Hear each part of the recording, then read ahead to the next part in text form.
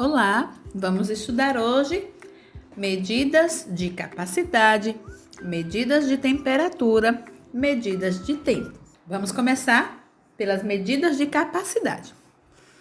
Água, leite, refrigerante ou outros líquidos são vendidos e consumidos em diferentes recipientes. Vocês estão vendo aí na imagem. Caixinhas, garrafa PET, de todos os tamanhos. Essas garrafas podem ser de vidro ou PET de plástico e são vários os recipientes que podem conter esses líquidos aí. A quantidade de líquido que cabe num recipiente é chamado de capacidade, ou seja, qual é a capacidade dessa garrafa? Qual é a capacidade dessa caixinha de leite? Qual é a capacidade de uma caixinha de leite condensado? De uma caixinha de creme de leite e etc. Então, a quantidade que cabe dentro desses recipientes é chamado de capacidade. A unidade padrão para medir a capacidade é o litro, cujo símbolo é L.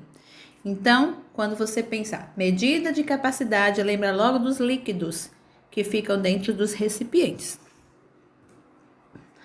Para medir grandes quantidades de líquidos, usamos unidades de medidas maiores que o litro. Essas unidades são chamadas de múltiplos. São os múltiplos do litro. E quais são os múltiplos do litro? São 3. Decalitro, hectolitro, quilolitro. Representado por essas siglas aí. Decalitro, DAL, hectolitro, HL, quilolitro, KL. Para medir pequenas quantidades de líquidos, usamos unidades de medidas menores que o litro, que nós chamamos de submúltiplos do litro. E os submúltiplos do litro são decilitro, centilitro, mililitro. Decilitro representado pelo DL, centilitro CL e mililitro ML. Temos aqui nessa imagem uma tabela mostrando os múltiplos e os submúltiplos do litro. O litro fica posicionado aí no meio da tabela. Do lado direito do litro estão os submúltiplos, que são os decilitro, centilitro e mililitro. Do lado esquerdo, os múltiplos, as unidades maiores, quilolitro, hectolitro e decalitro. E vejam a sigla de cada um. Cada unidade de medida corresponde a 10 vezes a unidade anterior. Agora vamos estudar sobre medida de temperatura.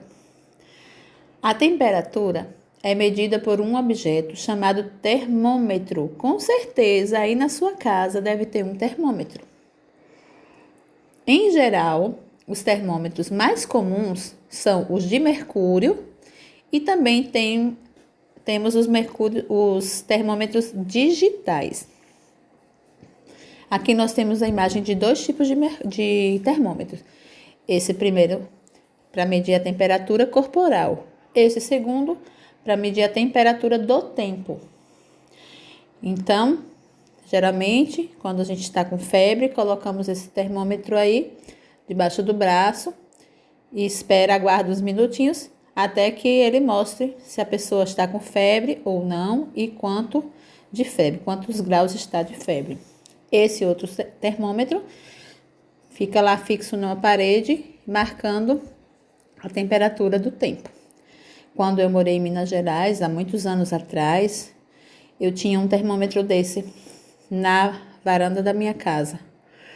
E muitas vezes ele marcava 2 graus, 3 graus, 1 grau, 3 graus abaixo de zero durante a madrugada, porque lá era muito frio.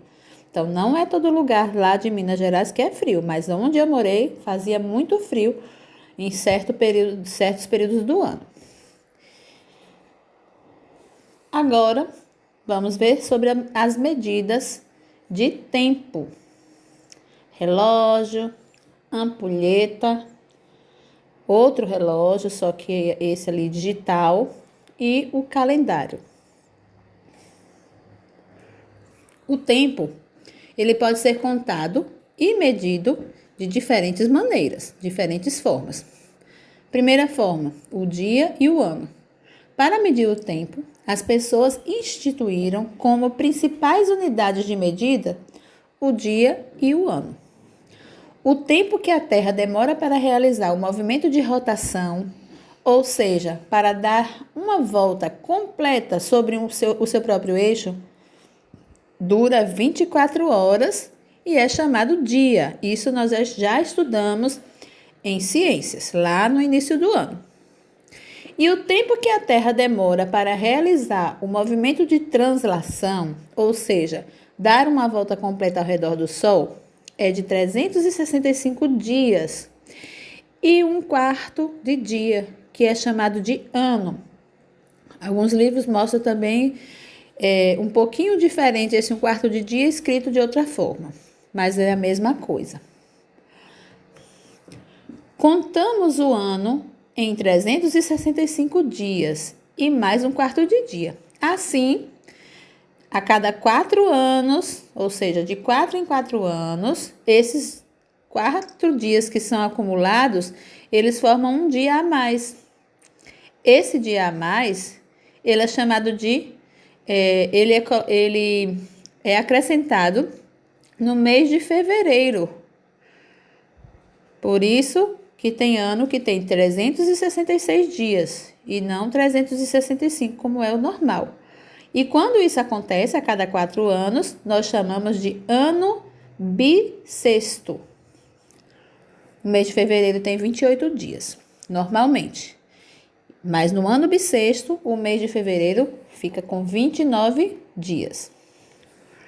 Aqui nós temos o calendário. Calendário de 2020, muito comum. Vocês têm vivência com calendário, principalmente porque tem na agenda de vocês. Então, aí tem os meses do ano e os dias. Tem calendários que mostram com a outra cor, escrito de outra cor, os feriados também do ano. Nos anos bissextos, fevereiro tem 29 dias.